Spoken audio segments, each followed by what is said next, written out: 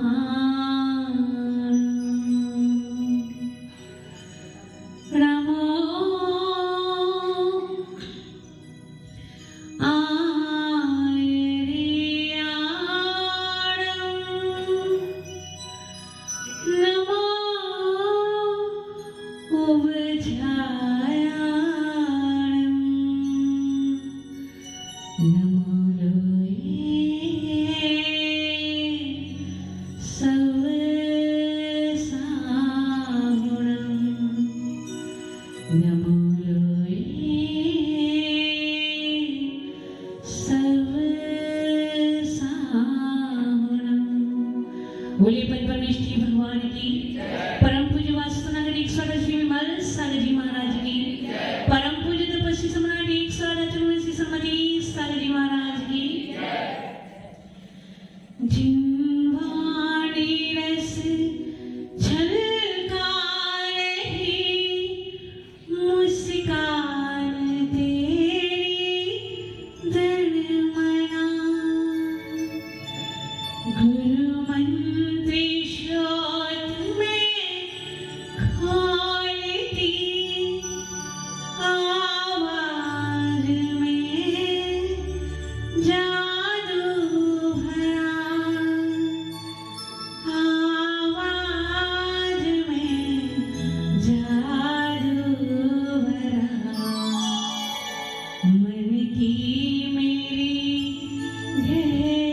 गहराइयों में जो में बसे वो आप हो, गुरुदेव मेरे शीश पर नित आपका ही हाथ हो।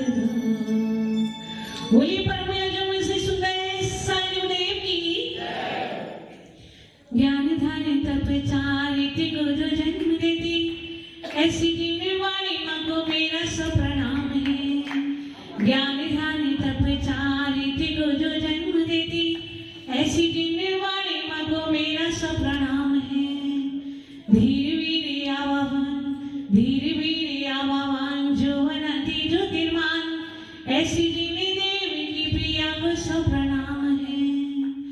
मान सम्मान करना सिखाते गुरुओं का, मान सम्मान करना सिखाते गुरुओं का, ऐसी जीने वाली माँ को मेरा सब प्रणाम है। ओंकार रूप और सन्मति रूप है जो, ऐसी जीने देवी की प्रिया को सब प्रणाम है। ऐसी जीने देवी की प्रिया को सब प्रणाम है। बोली द्वासा जिनवाणी माता की, मंचासी नाचरुमन एवं समस्त साधुगणों के चरणों में मेरा कोट से नमन बंदे। बोले समस्त आचार्य संघ की। आचार्य भगवंत ने एक बहुत ही सुंदर कारिका कही है। वरम बते परम देवम नावते व्रत नारिकम,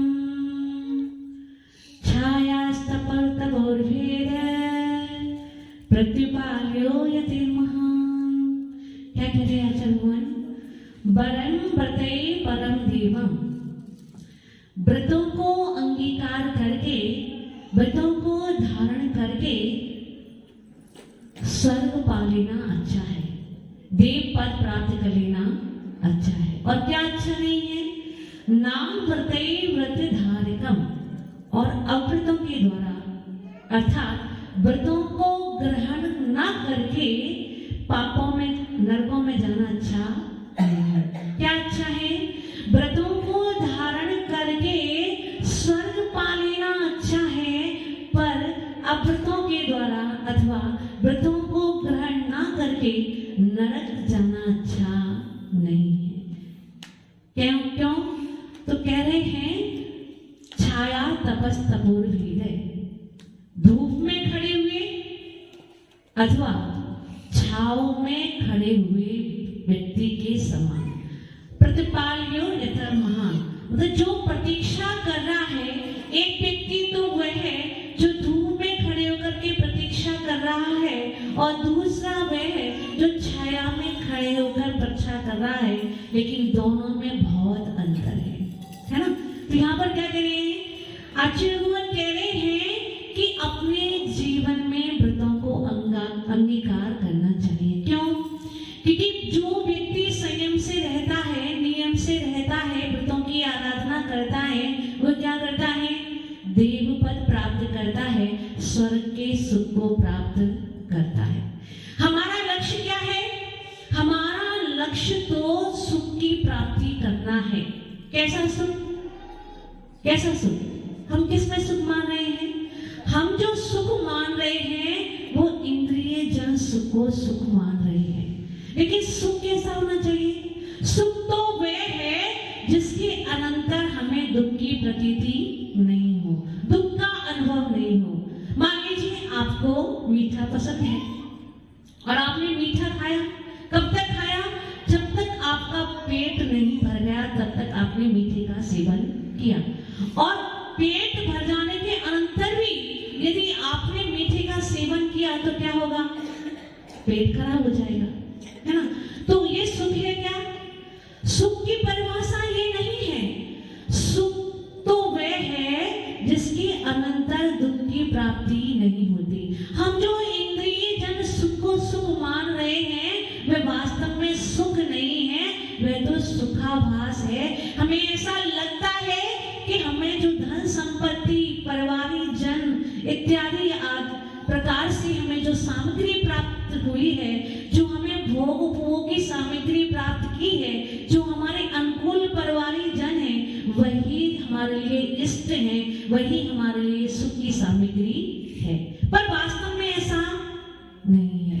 ये सब सुख की प्रतीति कराते हैं, लेकिन इन सब के बाद ऐसा संसार का कोई भी कार्य नहीं है जिसके करने के बाद आपको दुख की अनुभूति नहीं होती हो। दुख और सुख निरंतर चलते रहते हैं, तो ये सुख वास्तव में सुख नहीं है। इसको आचार्य भगवंतों ने सुखाभास की संज्ञा दी है।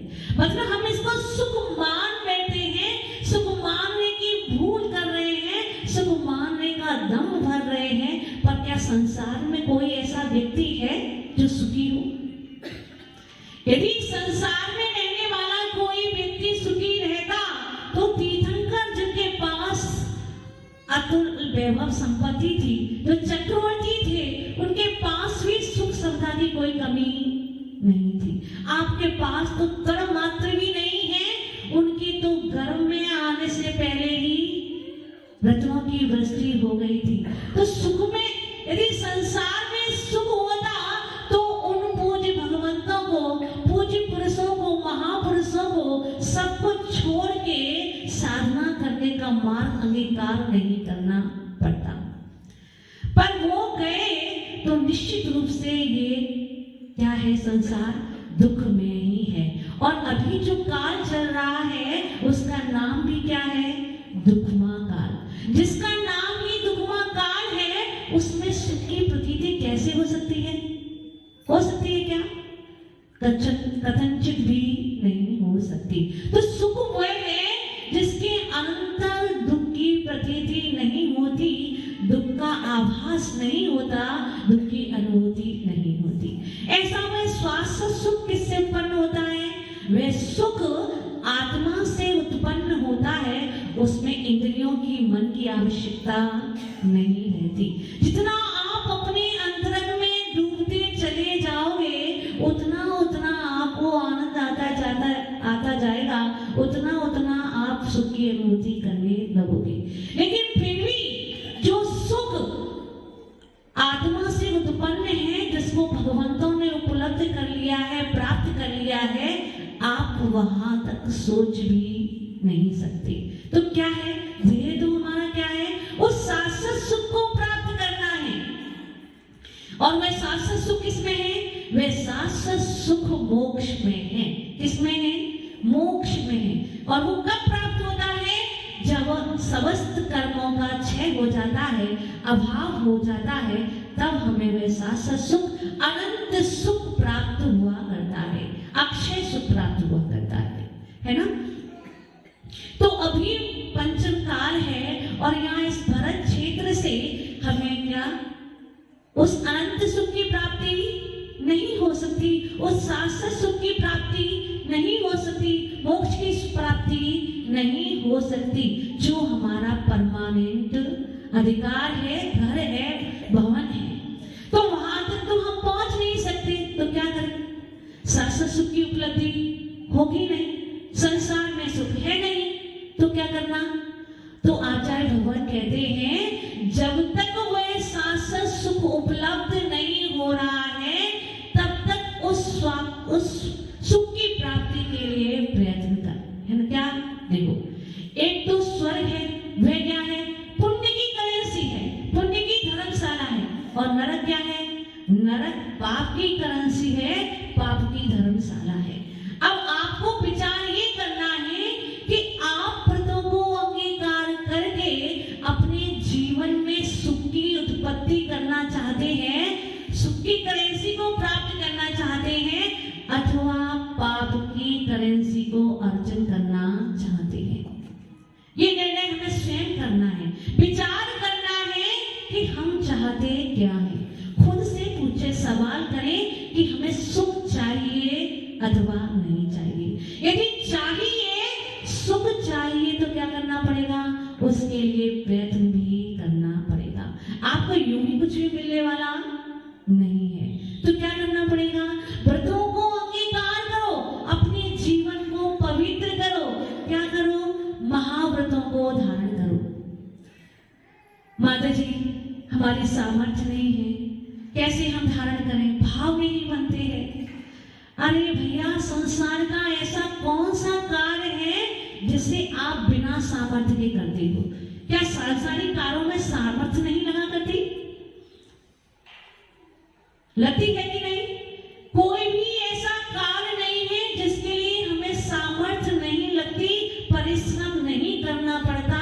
जब हम परिश्रम करते हैं, मेहनत करते हैं, तभी हमें किसी इच्छित वस्तु की प्राप्ति हुआ करती है। कोई भी चीज हो, आपको यदि ये पेन भी चाहिए तो क्या करना पड़ेगा? उसके लिए पुरुषार्थ करना पड़ेगा।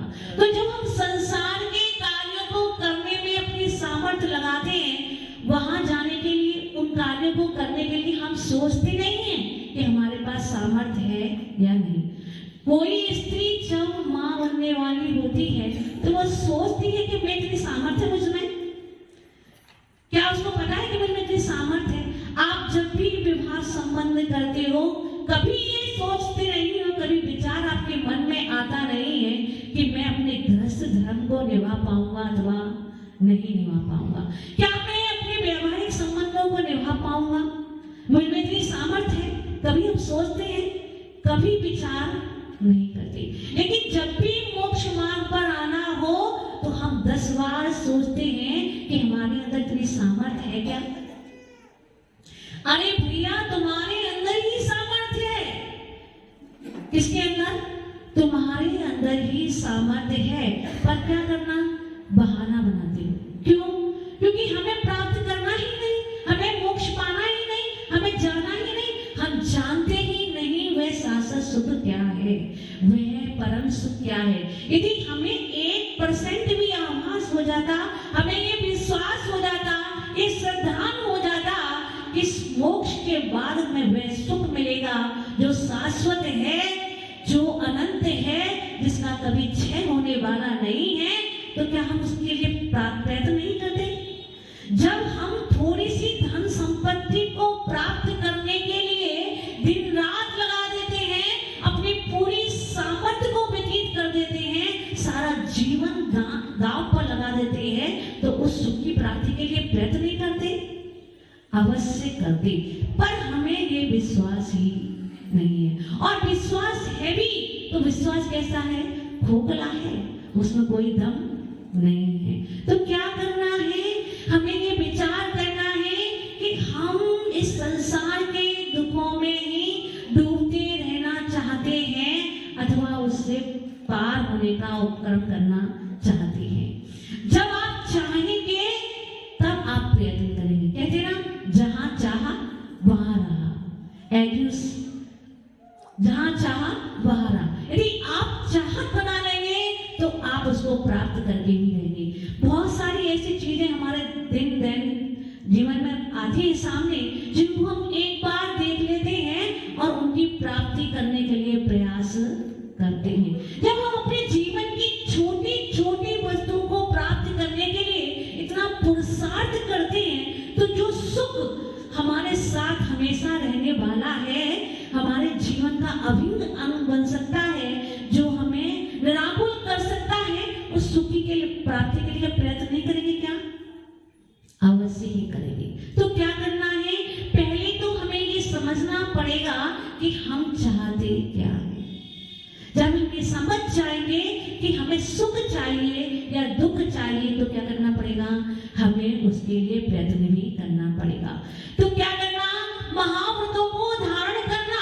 और यदि ऐसा लगता है कि मेरी अभी ऐसा पुण्य नहीं आया है, ऐसी सामर्थ्य नहीं प्रकट हो पाई है, तो क्या करना? विश्वास तो वही का करना, मानना मार्ग तो वही है। उस मार्ग पर चलकर ही मुझे शाश्वत सुख की उपलब्धि होगी। मुझे जाना तो मोक्ष में ही है, उस महल में ही जाना है जहाँ निराकुलता मिलती है, जहाँ ग्रीष्मकालीन धूप का लेश मात्र भी नहीं है। वहाँ सुख ही सुख है, जाना तो वही है, लेकिन अभी नहीं जा पा रहा हूँ, मजबूरी है, भाव नहीं बन रहे हैं, सामर्थ्य नहीं प्रकट हो पा रही है। तो क्या करना? अनुव्रतों को धारण करना। अनुव्रतों को धारण करके जीवन में महाव्रतों की ओर अग्रसर होने का प्रयास करना, अपने पुण्य को बढ़ाना, और जब पुण्य बढ़ जाए तो महाव्रतों को धारण करना। और यदि हम अनुव्रतों को भी नहीं धारण कर पा रहे हैं, तो क्या करना? छोटे छोटे नियमों को अपने जीवन में धारण करना, क्योंकि छोटे छोटे नियम भी हमें उस ओर ले जाते हैं, पवित्रता की ओर ले जाते हैं, उस लक्ष्य की ओर ले जाते हैं। देखो, वह खजरसा भी, पुरुरवा भी, सम्यक्त भी नहीं था, क्या करना है इसका भी बोध नहीं था, भावों में इतनी प्रशस्तता नहीं थी। बस दिगंबर साधु को देखा, कुछ भव्यता अच्छी थी, और एक छोटा सा नियम ले लिया। क्या नियम ले लिया? कि मांस का सेवन नहीं करूंगा, पौए के मांस का सेवन नहीं करूंगा। बस इतनी सी ही प्रतिज्ञता से जीवन में परिवर्तन आरंभ हो गया और जीवन में उत्थान प्रारंभ हो गया। गुरुदेव को सुनना है, बहुत कम समय है, आगे फिर चर्चा करेंगे। जब भी चर्चा करेंगे उससे पूर्व आप ये चिंतन अवश्य करना कि हम अपने आप के साथ छल तो नहीं कर रहे हैं, अपने आप को धोखा तो नहीं दे रहे हैं, अपने आप को ठग तो नहीं रहे हैं कि वास्तव में हमें चाहिए क्या? हम क्यों इतने भ्रम में पड़े हुए हैं? अपने आप से सवाल करें, प्रश्न करें कि हमें सुख चाहिए अथवा दुख चाहिए, पुण्य की करेंसी चाहिए अथवा पाप की करेंसी चाहिए, स्वर्ग के सुख चाहिए अथवा नरक की धर्मशाला में रुककर विश्राम करना चाहिए। उस पथिक की तरह आप स्वयं विचार करो। एक पथिक वह है जो धूप में खड़े होकर के प्रतीक्षा कर रहा है, एक वह है जो छांव में रहकर के प्रतीक्षा कर रहा है। दोनों में श्रेष्ठ कौन है? ग्रीष्म काल की जो धूप है उससे बचाव तो उस महल में जाने के बाद ही होगा, आपको अपने घर में पहुंचने के बाद ही होगा। लेकिन वहां तक नहीं पहुंच पा रहे हैं तो हम क्या करें? धूप में खड़े रहें अथवा छांव में खड़े रहें, विचार हमें स्वयं करना है। बोले परम पूज्य आचार्य महर्षि सुंदर सागर जी गुरुदेव की